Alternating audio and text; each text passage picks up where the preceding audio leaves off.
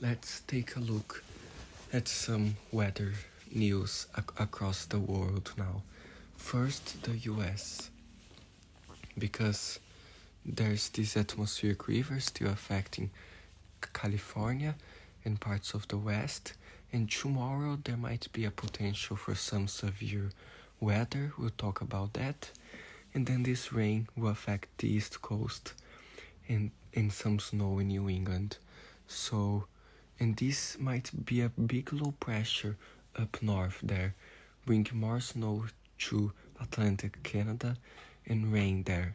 So be aware in Atlantic Canada of that. But then we get some more moisture around the Pacific Northwest, as a lot of snow in parts of Canada there, southern Canada, and the Pacific Northwest. And then it shows this low pressure getting tighter around Canada, bringing more snow to Canada there. So be aware. And this big front in the US down south there, that could bring some severe weather. Take a look. A lot of rain and snow back behind it and rain in front, and could bring severe weather.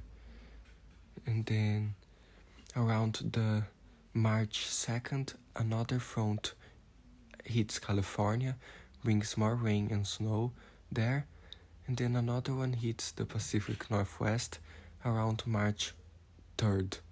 So this is our forecast. All of this will change, but just so you have an idea, let's just see the Euro to have a different idea. The Euro only has 90 hours, so we'll show less things, but let's see. So there's the front still affecting California, then a little bit of severe weather tomorrow, then this rain affects the East Coast, maybe some snow in New England, and I don't know why I can't get this to load more to show you further, but you had an idea there with the GFS. So let's see the Storm Prediction Center. There's this critical fire outlook here for tomorrow in parts of West Texas and New Mexico, so be aware of this. And now the convective outlook. Day 2, there's a marginal risk in parts of southeast Kansas, northeastern Oklahoma, southwestern Missouri, and so this is not for tornadoes, not for wind, but for 5% hail tomorrow. So be aware of some storms there with some hail potential tomorrow. Now let's just verify the excessive rainfall outlook. It's still moderate there, parts of Los Angeles and Southern California, and all this light currently happening. So be aware today, just a marginal tomorrow in Southern California. Day 3, there's this marginal there in Kentucky, Ohio, and other areas. Day 4, there's nothing. Okay, so let's talk now some tropics in the Indian Ocean and some areas there. So first the Indian Ocean. There's this storm there that formed near Madagascar, and it's turning into a pretty big cyclone, like category 2 or something, or 3 might be its peak strength, category 2 or 3. But it will hit Mauritius and scrape very close to Reunion, so please make preparations in Mauritius for this storm. There might be heavy rain, strong winds, and flooding, so be aware. And then it shows this low pressure weakening, but curving back towards Madagascar and bringing rain there. So be aware.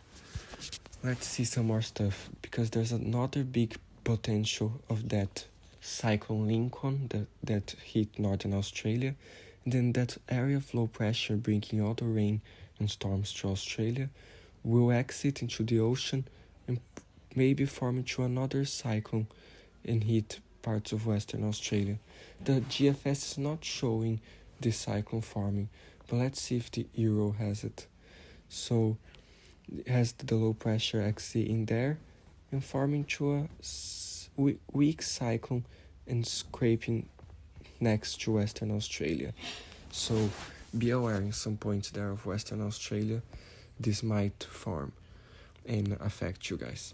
So the Canadian has this as a weak cyclone too and entering Western Australia there.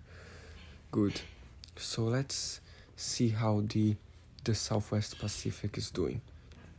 There are some disturbances there still, bringing rain to parts of Fiji, Wallis and Futuna, French Polynesia and some areas, so always be aware of heavy downpours in those regions, whether it's a cyclone or not. So this is the Canadian. I think it has a cyclone kind of forming to the south of Fiji, but not affecting any big islands. And it has another cyclone in the Coral Sea forming near February 28th and heading towards but passing between Vanuatu and New Caledonia. Let's see the GFS.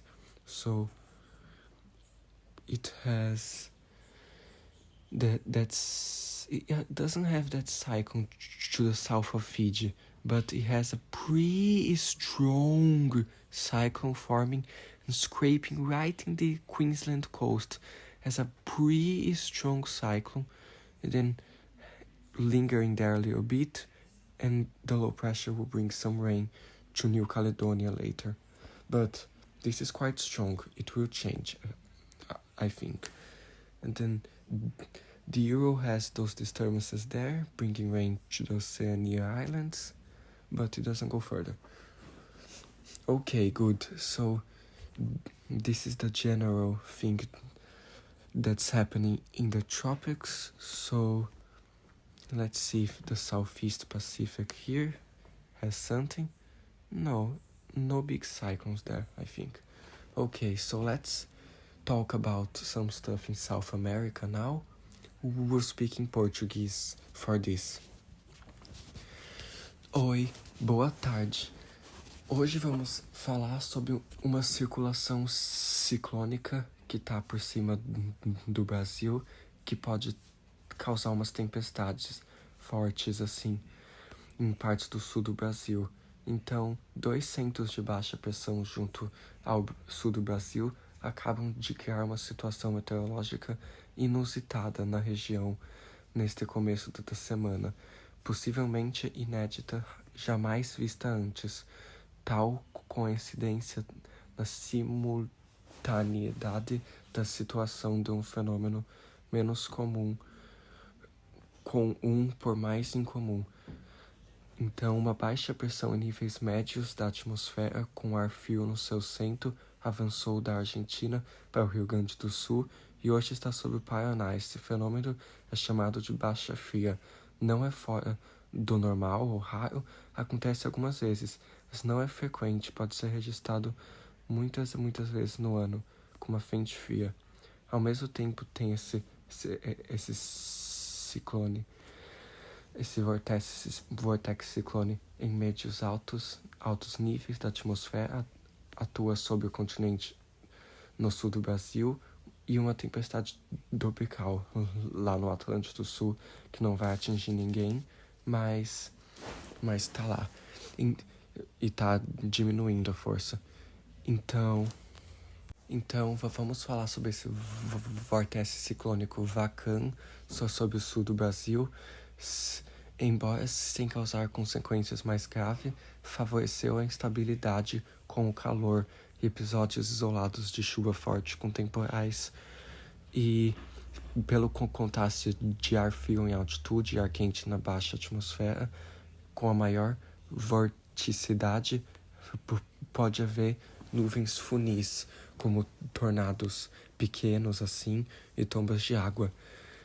E essas nuvens já foram vistas na Argentina e em uma parte do Uruguai por causa desse sistema. Então vamos dar uma olhada nos avisos que tem aqui agora. E só para vocês verem aqui que é interessante. Então, tem esses avisos por chuvas intensas em várias partes do Brasil. São chuvas, a maioria são chuvas de verão, normais assim, mas podem ser intensas e ter ventos fortes e raios. Então, sempre, todo dia, fiquem de olho nisso e cuidado. E tem esse perigo por tempestade ali em parte do sul do Brasil, que é por causa daquele vórtice ciclônico. Então, cuidado com essas tempestades e tudo, e fiquem seguros. Agora, só vamos dar uma leve olhada em parte da América do Sul, assim, porque tem muitas chuvas em outras partes da América do Sul. Então, como na Bolívia ali, nos próximos 5 dias, tem muita acumulação de chuva em partes ali da Bolívia. Então, cuidado.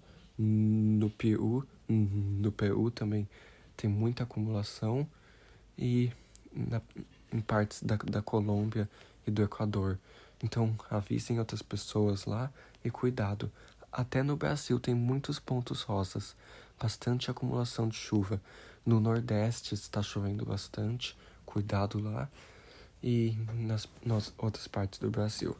Então, cuidado com tudo isso. E thanks for watching this video. Stay safe, everybody.